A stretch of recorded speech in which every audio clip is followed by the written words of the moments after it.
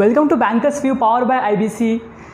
जो हमारी super 30 word problem की सीरीज है उसका आज थर्ड पार्ट है। मैं आपके लिए आज कुछ हाई लेवल क्वेश्चन लेके आया हूँ, ठीक है। चलो फिर करते हैं स्टार्ट। चलो आज का पहला क्वेश्चन है, Sandeep is going from Dehradun to Mussoorie and the road is both up hill and down hill. ठीक है, संदीप जाता है देहरादून से मसूरी, रोड है जो बोथ अप हिल भी है एंड डाउन हिल भी है। मतलब वहाँ पे ऐसा नहीं बोला है कि जाते वक्त अप हिल है और आते वक्त डाउन हिल, ऐसा कुछ नहीं है। मतलब वो जो रोड है अप हिल भी है उसमें एंड डाउन हिल भी है, मतलब वो स्ट्रेट रोड नहीं है। ठीक है, Sandeep average speed 36 kilometre per hour on up hill. जब वो अप हिल जाता है तो उसका स्पीड 36 किलोमीटर पर आवर होता है एंड जब वो डाउन हिल जाता है तो उसका स्पीड 72 किलोमीटर पर आवर होता है। ठीक है, तो find the distance between Dehradun to Mussoorie if he takes 7 hour to make round trip. मतलब वो गया भी एंड देन वापस भी आया, पूरी ट्रिप को उसको 7 घंटे लगे टोटल। ओके, और रास्ता कैसा है, वो रोड कैसा है, अप हिल है डाउन हिल है। ठीक है, चलो यहाँ पे हमें क्या क्या दिया है, स्पीड दिया है संदीप का, up hill and down hill average speed दिया है। ठीक है, और उसको जाने को एंड आने को टोटल 7 आवर लगते हैं, ये भी हमें यहाँ पे पता है। ठीक है, चलो फिर करते हैं। तो यहाँ पे हम ऐसे कंसिडर कर सकते हैं, देहरादून टू मसूरी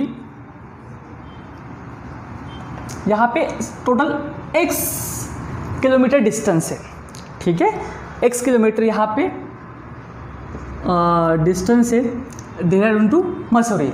ठीक है, तो इस x किलोमीटर में 2 पार्ट होंगे ना, इसमें कुछ डाउन हिल होगा कुछ अप हिल होगा, पर अभी वो पता नहीं है ना, पता नहीं अभी तक हमें कि इसमें से डाउन हिल कौन सा है अप हिल कौन सा है। अगर मैंने ऐसे कंसिडर किया यहाँ पे, अगर अप हिल यहाँ पे होगा y किलोमीटर, अप हिल अगर डिस्टेंस होगा Dehradun to Mussoorie y kilometre, तो डाउन हिल कितना होगा, डाउन हिल होगा x माइनस y किलोमीटर। ठीक है, x माइनस y किलोमीटर। पर एक कब है, जब वो यहाँ से जाता है देहरादून टू मसूरी। ठीक है, पर वापस जब आता है वो, तो ये अपोजिट हो जाएगा, सही ना। जब वो वापस आता है तो ये अपोजिट हो जाएगा। तो जब वो वापस आता है तो उसका अप हिल डिस्टेंस क्या होगा, x माइनस y किलोमीटर, सही है ना। जाते वक्त जो अप हिल है वो आते वक्त डाउन हिल हो जाएगा ना, सही है। तो यहाँ पे डाउन हिल क्या होगा, y किलोमीटर। ठीक है, y किलोमीटर। ओके, और हमें यहाँ पे और क्या पता है, यहाँ पे उनका स्पीड पता है, अप हिल का 36 किलोमीटर पर आवर है, 36 किलोमीटर पर आवर है एंड डाउन हिल का 72 किलोमीटर पर आवर है। ठीक है, ये बात आपको समझ में आई होगी कि यहाँ पे ये डिस्टेंस अपोजिट कैसे हो गया। देखो, जब वो अप हिल जाता है, जाते वक्त यहाँ से जाते वक्त देहरादून से मसूरी जाते वक्त जो अप हिल जाता है, वो मसूरी से देहरादून आते वक्त तो डाउन हिल हो जाएगा ना, सही ना। जाते वक्त वो अप हिल जाता है देहरादून टू मसूरी, आते वक्त वो डाउन हिल डिस्टेंस हो जाएगा, सही ना। इसलिए हमने यहाँ पे डिस्टेंस ये यहाँ पे अपोजिट कर लिए। ठीक है, तो यहाँ पे देखो, यहाँ पे एडिशन की हमने up hill plus down hill की, तो यहाँ पे कितना आएगा, बस यहाँ पे y कट हो जाएगा, यहाँ पे x। ओके, मतलब टोटल उसने x किलोमीटर डिस्टेंस ट्रैवल किया देहरादून टू मसूरी। आते वक्त भी सेम ही है, यहाँ पे x की डिस्टेंस होगा, यहाँ पे एडिशन की y कट हो जाएंगे, अगेन x। ओके, ये यहाँ पे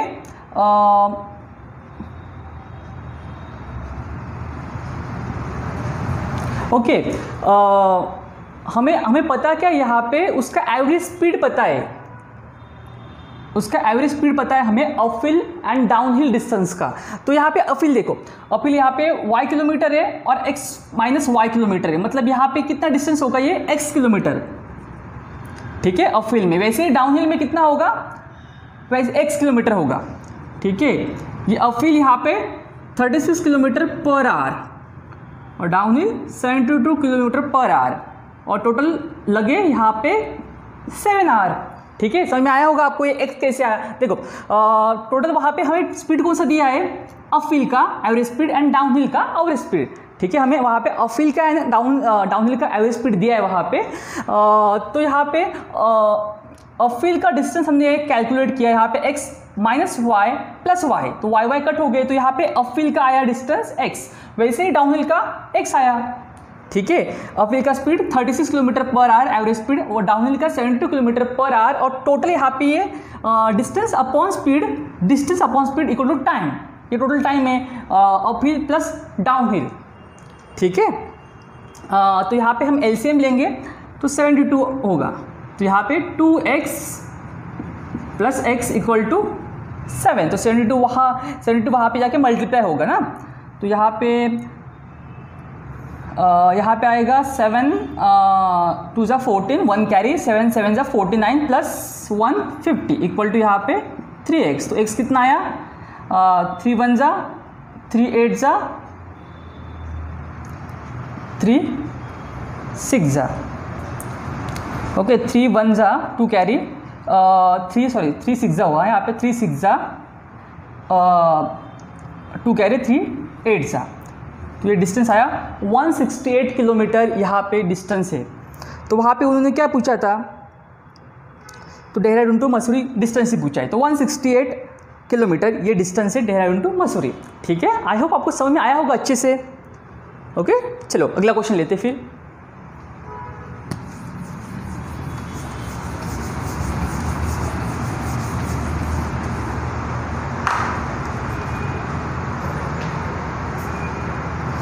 नेक्स्ट क्वेश्चन है time and work topic base, ठीक है।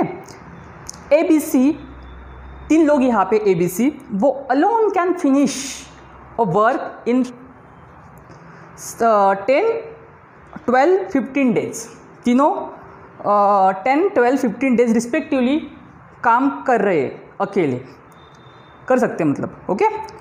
दे manage to complete 1/3 of work 3 day, उन्हें मैनेज किया, ओके 1/3 टोटल वर्क में से 1/3 उन्होंने 3 दिन में मैनेज किया, ठीक है। उसके बाद वहाँ पे now they decide to take a leave of 1 day, उन्होंने एक दिन की छुट्टी ली उस दिन, एक दिन उसके बाद 3 दिन काम करने के बाद एक दिन की छुट्टी ली, and work alternately either in pair or individually, उसके बाद उन्हें वर्क अल्टरनेटली किया, either in pair or individually, ठीक है। एक तो पेयर में करेंगे देन इंडिविजुअली करेंगे, ठीक है।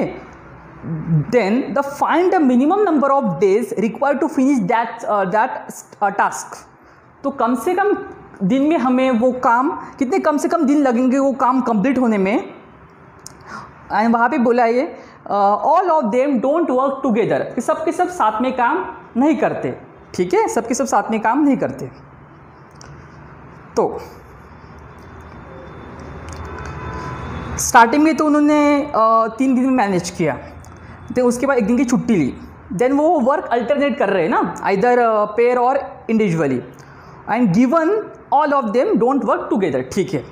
पहले तो यहाँ पे 3 लोग हैं ना, A B C, यहाँ पे 10 12 एंड 15 डेज में यहाँ पे वो काम कर रहे हैं। ये क्या है, सब डेज है, और आपको पता है डेज का एलसीएम होता है टोटल वर्क होता है और यूनिट में, तो यहाँ पे 60 10 12 15 का एलसीएम 60 यूनिट, ठीक है। तो इससे हमें इनका एक दिन का काम पता चल जाएगा। 10 दिन में 60 काम हो रहा है एक का, तो एक दिन में कितना करेगा 6 यूनिट, ये एक दिन में 5 करेगा, C एक दिन में 4 करेगा, ठीक है, 4 यूनिट, 5 यूनिट 6 यूनिट। तो इन्होंने पहले क्या किया, पहले 3 दिन में उन्होंने मैनेज किया है, 1/3 वर्क किया मैनेज 3 दिन में। मतलब यहाँ पे 3 डेज पहले, स्टार्टिंग के 3 डेज हुए, तो कितना काम किया उन्होंने, इसका 1/3 20 यूनिट काम हो गया। पहले 3 दिन में उन्होंने मैनेज किया कि कैसे भी 1/3 काम हो जाए, तो 20 यूनिट यहाँ पे काम हो गया पहले 3 दिन में। तो उसके बाद उन्होंने 1 दिन की छुट्टी ली ना, 1 दिन वहाँ पे लीव ली उन्होंने, तो 1 डे यहाँ पे, ओके। मतलब अभी तक उन्होंने टोटल 4 डेज काम किया है, ठीक है, मतलब 4 डेज उनके हो गए अभी तक ना। ये 3 दिन में उन्हें 1/3 काम किया और 1 दिन की छुट्टी, यहाँ पे 4 डेज हुए। 4 डेज में कितना हुआ, 20 यूनिट काम हुआ, 40 यूनिट काम बाकी है, ठीक है। रिमेनिंग वर्क कितना है, 40 यूनिट। अभी ये जो रिमेनिंग वर्क है उनको कैसा करना है, कैसे करना है, एक तो अल्टरनेट करना है पेयर और इंडिविजुअल, और कम से कम यहाँ पे टाइम में वो काम करना है। तो यहाँ पे जिसकी इफिशिएंसी ज़्यादा है उसको हमें लेना पड़ेगा ना, तो कम से कम टाइम में करना है। तो यहाँ पे पहले पेयर की बात करते हैं, पेयर से होगा, यहाँ पे पहले पेयर आएगी देन इंडिविजुअल आएगा। तो सबसे ज़्यादा इफिशिएंसी यहाँ पे हम यहाँ पे पॉसिबिलिटी लेके देखते हैं। पहले तो ए बी आए पहले, then C, first day A B then C. तो ए बी 1 दिन में कितना काम करते हैं दोनों मिलके 11, सी 4, देन क्या पॉसिबिलिटी बन रही है, बी सी 1 दिन में कितना कर रहे हैं 9, देन ए 6, देन ए सी कर रहे हैं 10, देन बी 5, ओके। क्योंकि वो तीनों के तीनों साथ में काम तो नहीं कर सकते, वहाँ पे नोट में लिखा है तीनों के तीनों साथ में काम नहीं कर रहे ना, और तीनों वहाँ पे काम करने चाहिए ना। तो देखो पहले तो यहाँ पे पेयर आने वाली है ना, पेयर।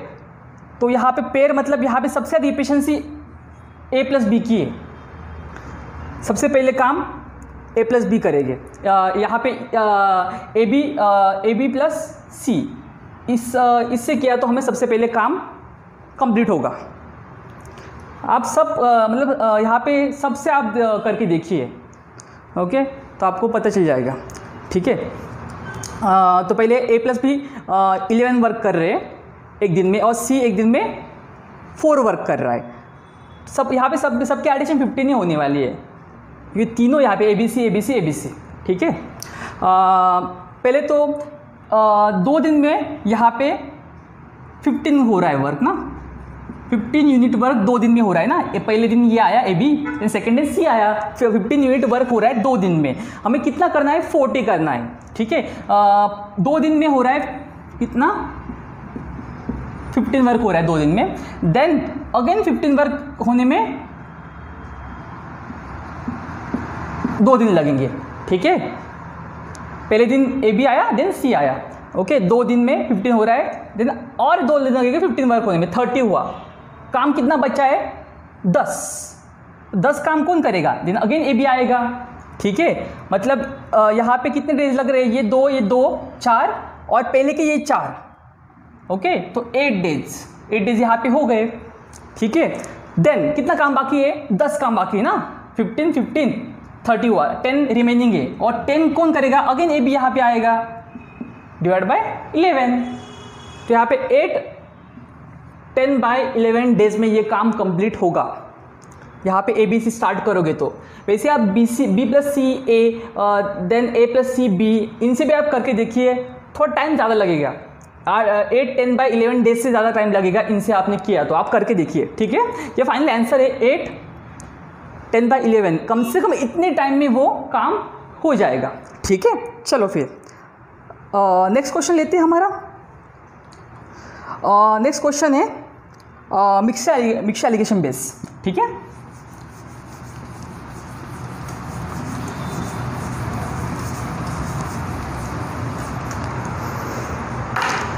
क्या बोल रहे हैं क्वेश्चन में, एक वेसल है, उसमें x litre of pure milk है।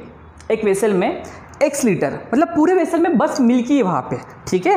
y litre of milk is taken out, उसमें से y लीटर मिल्क निकाला और रिप्लेस किया सेम क्वांटिटी ऑफ वाटर से, ठीक है। y लीटर वहाँ पे y litre of milk is taken out and replaced with same quantity of water. Now y liter of mixture taken out replace with same quantity of water, again उन्होंने y litre निकाला and replace किया, y litre of mixture निकाला, then replace किया same quantity of water. This process repeated one more time, मतलब 3 बार total उन्होंने ये process की। तो यहाँ पे क्या पूछ रहे हैं वो, find y is how much percent less and more than x। तो y कितना ज़्यादा या ज़्यादा या कम है x से, ये पूछा उन्होंने फाइनली। कितना परसेंट ज़्यादा है कितना परसेंट कम है, ये पूछा है। If the resultant mixture contain 72.9% of milk, ठीक है, मतलब जो मिल्क था स्टार्टिंग में उसका 72.9% मिल्क अभी वहाँ पे है, ठीक है। तो पहले हमें पता है यहाँ पे कि x लीटर वहाँ पे मिल्क है टोटल ना, x लीटर मिल्क है, ओके।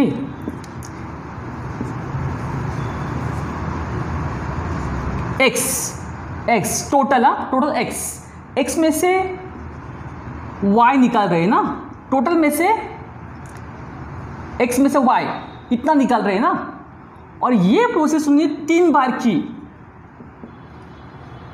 सही ना, ये प्रोसेस उन्होंने 3 बार की। पहले मैं क्या किया, यहाँ पे पहले टोटल लेना पड़ेगा, टोटल मिल के ये इसमें से निकाल रहे हैं ना, ओके, इसमें से निकाल रहे हैं। तो यहाँ पे टोटल में से x माइनस वाई, इस रेशो में वो 3 टाइम मिल्क निकाल रहे हैं एंड उसमें वाटर से रिप्लेस कर रहे हैं, ओके। y लीटर मिल्क निकाल रहे हैं और वाटर से वहाँ पे रिप्लेस करे, 3 टाइम्स ये प्रोसेस उन्होंने की। एक बार बताता हूँ, मैं रिपीट करता हूँ। देखो यहाँ पे x लीटर मिल्क है, ओके, x लीटर मिल्क है, इसमें से निकल रहा है ना, इसमें से मिल्क निकाला, देन वाटर डाला, देन अगेन मिल्क निकाला, वाटर डाला, मिल्क निकाला, वाटर, 3 टाइम ऐसे किया। तो किस रेशो में, इससे हमें रेशो मिल जाएगा। देखो यहाँ पे x है, टोटल x में से x minus y, total x में से x माइनस वाई, x मतलब मिल्क, टोटल मिल्क में से x में से y, तो 3 टाइम्स किया इस फॉर्म में, ठीक है, इस रेशो में 3 टाइम्स वहाँ पे मिल्क निकाला है, वाटर से रिप्लेस किया। तो देन फाइनली वहाँ पे टोटल x में से कितना लीटर मिल्क, कितना परसेंट वहाँ पे मिल्क रिमेनिंग है, वहाँ पे 72.9% परसेंट वहाँ पे से हटा दिया मैंने, तो वहाँ पे आएगा 0.729, ठीक है, ओके। 72.9 डिवाइड बाय 100 किया, परसेंट के 100, और वो दो जीरो ऊपर चले गए, ठीक है। तो वहाँ पे आया 0.729, तो ठीक है। यहाँ पे x कट हो गया, देन यहाँ पे क्यूब रूट लिया हमने, बोथ साइड क्यूब रूट लिया, देन यहाँ पे क्या आएगा, x minus y upon x, और 0.729 ये किसका क्यूब है, 729 किसका क्यूब है, 9 का, मतलब यहाँ पे आएगा 0.9, ठीक है। तो यहाँ पे x minus y equal to 0.9x, ठीक है। देन यहाँ पे 0.1x इक्वल टू y, तो x upon y equal to क्या आया यहाँ पे 1 अपॉन 0.1, तो ये 0 यहाँ पे पॉइंट हट गया, ऊपर एक 0 बढ़ गया, मतलब x एंड y का रेशो कितना है, 10:1 का रेशो है। तो यहाँ पे क्या पूछा है कि y कितना ज़्यादा है और कम है x से, तो यहाँ पे x से पूछा है, तो x नीचे आएगा, y कितना है, y कम है, कितना 9 से कम है, इंटू 100, तो 90% ये आंसर है फाइनल अपना, ठीक है, 90% आंसर है। क्या पूछा है वहाँ पे, y कितना कम है या ज़्यादा है x से, तो वहाँ पे x को हमें x को बेस लेना पड़ेगा, क्योंकि x से पूछा है ना, तो यहाँ पे x से कम है, मतलब यहाँ पे 9 आएगा, इंटू 100 किया तो 90% आया, ठीक है, ओके। चलो अगला क्वेश्चन,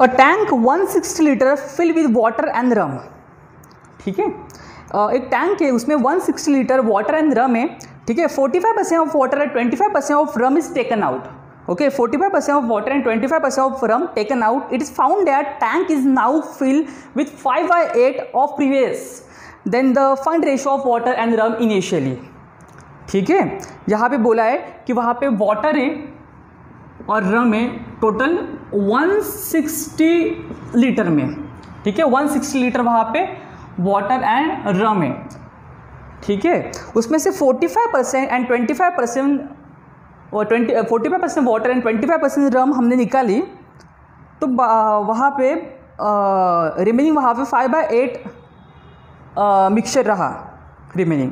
तो इनिशियली वाटर एंड रम का रेशो क्या होगा? तो 160 में हमें पता नहीं यहाँ पे वाटर कितना है, रम कितना है। तो वाटर हमने सपोज यहाँ पे x कंसिडर किया, x लीटर यहाँ पे वाटर है, तो रम कितना है होगा यहाँ पे 160 माइनस x लीटर, ये रम होगी यहाँ पे, ठीक है। तो यहाँ पे वाटर में से कितना, वाटर का यहाँ पे 45% निकाला ना, वाटर का 45% प्लस रम का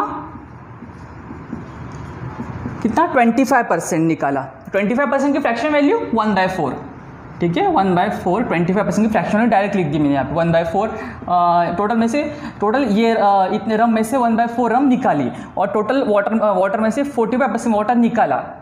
तो बाद में क्या है वहाँ पे 5/8 रिमेनिंग रहा, मतलब वो निकाला कितना है 3/8 निकाला होगा, सही ना। ये जो 45% और ये 25% ये तो निकाला है ना हमने, तो यहाँ पे 5/8 रिमेनिंग रहा, बचा है वहाँ पे, मतलब निकाला जो है 3/8 निकाला होगा ना, सही ना। 3/8 इक्वल टू यहाँ पे होगा 3/8 ऑफ 160, ठीक है। देखो वाटर यहाँ पे x लीटर था, उसमें 45% निकाला, यहाँ पर निकालने का जो निकाला है वही हम यहाँ पे ले रहे हैं,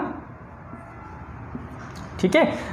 जो वाटर टोटल x लीटर था उसमें से 45% निकाला, रम था इतना 160 माइनस x लीटर, तो उसमें से 25% हमने रम निकाला। तो बाद में यहाँ पे जो आएगा, जो निकाला वही आएगा ना यहाँ पे, तो 5/8 वहाँ पे रिमेनिंग रहा, ये निकालने के बाद रिमेनिंग रहा, मतलब निकाला कितना होगा 3/8 निकाला होगा, सही ना। ओके, यहाँ से हमें x का यहाँ पे पता चल जाएगा कितना लीटर है, ठीक है। तो यहाँ पे 5 9 जा 5 2 जा 0, तो यहाँ पे आया 9x डिवाइड बाय 20 प्लस यहाँ पे 160 यहाँ पे ये अंदर यहाँ पे मल्टीप्लाई हुआ, तो यहाँ पे आएगा 40 माइनस x बाय 4, ठीक है, इक्वल टू यहाँ पे कितना आएगा 60 आएगा, ठीक है, यहाँ पे आया 60। 8 2 जा 20 इंटू 3 60, ठीक है। यहाँ पे हमने ये वहाँ प्लस 40 वहाँ पे जाके माइनस हुआ, मतलब वहाँ पे होगा 20, ठीक है, यहाँ पे आया 20। देन यहाँ पे एलसीएम लिया हमने, 20 एंड 4 का एलसीएम कितना होता है 20, तो यहाँ पे 9x माइनस 4 5 जा तो 5x, okay, upon 20 equal to 20। तो यहाँ पे कितना आया 4x इक्वल टू यहाँ पे वहाँ पे जाके वो मल्टीप्लाई होगा, तो कितना है यहाँ पे 4 2 0, तो x इक्वल टू आया 100। हमें क्या पूछा था वहाँ पे, इनिशियली रेशो वाटर टू रम, तो वाटर हमने x कंसिडर किया था स्टार्टिंग में और रम था 160 माइनस x, तो वाटर कितना है 100 है और रम क्या है 160 माइनस x, तो 60 रम है, मतलब 5:3 वाटर टू रम ये इनिशियल रेशो होगा, ठीक है। चलो फिर आज का लास्ट क्वेश्चन, ये प्रॉफिट एंड लॉस टॉपिक पे, ओके।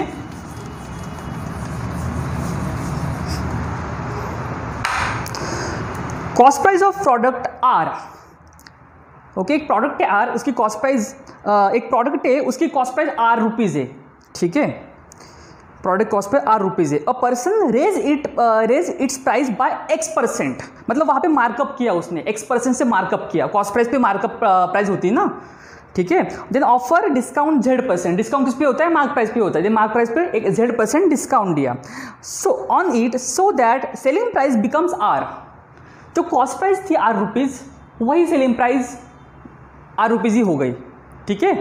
कैसे, पहले उसने x% वहाँ पे मार्कअप किया, देन डिस्काउंट देने के बाद वो अगेन जो कॉस्ट प्राइस थी वही वहाँ पे सेलिंग प्राइस हो गई, ठीक है। Then so that the selling price becomes r if the twice z equal to x, then find the value of z, ठीक है। Twice z equal to x, तो z इक्वल टू कितना है, x/2, ठीक है, z इक्वल टू x/2 है। तो पहले यहाँ पे r रुपीज़ है, ये क्या है, कॉस्ट प्राइस है अपनी, r रुपीज़ यहाँ पे कॉस्ट प्राइस है। देन कॉस्ट यहाँ पे मार्कअप किया, मार्कअप हमेशा होता है कॉस्ट प्राइस पे, तो मार्कअप कितना हुआ वहाँ पे 100 प्लस x डिवाइड बाय 100, ठीक है, ये मार्कअप हुआ। देन ये मार्क प्राइस है पूरी, इस पे डिस्काउंट हुआ कितना, z%, तो z% मतलब क्या है, x/2, तो यहाँ पे 100 x/2 डिवाइड बाय 100 ना, तो यहाँ पे इंटू 2 हुआ, तो यहाँ पे कितना बना 200 माइनस x, 2 नीचे आया 200, ठीक है, मतलब यहाँ पे क्या होगा 200 माइनस x डिवाइड बाय 200, ये डिस्काउंट ना, इक्वल टू यहाँ पे equal to again r, markup किया पहले, देन डिस्काउंट दिया, देन अगेन यहाँ पे सेलिंग प्राइस r हुई, ये cost price and selling price same हो गई मार्कअप एंड डिस्काउंट देने के बाद, ठीक है। ओके, ये आपको समझ में आया होगा। 100 यहाँ पे माइनस, इसमें इतने % माइनस की है, तो यह फाइनली यहाँ पे 200 माइनस x डिवाइड बाय 200, 2 यहाँ पे इंटू 2 हुआ, 200 माइनस x डिवाइड बाय 2, 2 नीचे आया, ओके, 100 इंटू 2 200, ठीक है। तो यहाँ पे देखो, अभी यहाँ पे ये r कट हो गया, ठीक है, यहाँ पे मतलब 1 ही यहाँ पे रिमेनिंग है अभी, ओके। देन यहाँ पे ऊपर कितना है 100 plus x into 200 minus x equal to कितना यहाँ पे 20,000, ठीक है, ये 20,000 हुआ, ठीक है। तो यहाँ पे 20,000 minus 100x plus 200x minus x² equal to 20,000, ठीक है। तो यहाँ पे ये 20,000 कट हो गए। देन यहाँ पे माइनस 100x प्लस 200x, तो यहाँ पे कितना आया 100x माइनस x का स्क्वायर, ठीक है, x का स्क्वायर, ये 100 वहाँ पे जाएगा ना, तो यहाँ पे x का स्क्वायर माइनस x का स्क्वायर माइनस 100x, तो एक x माइनस माइनस साइन यहाँ पे कट हो गई, एक x कट होगा, तो यहाँ पे x ही बचा, x इक्वल टू 100, ठीक है, x इक्वल टू यहाँ पे आया 100। तो हमें यहाँ पे क्या निकालना था, फाइंड वैल्यू ऑफ z, ठीक है। जो x था वो क्या था, मार्कअप परसेंटेज थी ना, वो मार्कअप परसेंटेज थे, और जो z है वो मार्कअप परसेंटेज के हाफ है, z क्या है डिस्काउंट, ठीक है। तो z वहाँ पे क्या आएगा, x के जो मार्कअप परसेंटेज उसके हाफ, मतलब यहाँ पे z इक्वल टू होगा 50%, ठीक है, 50% यहाँ पे z होगा, ठीक है। ओके, आपको ये पूरा समझ में आएगा होगा अच्छे से।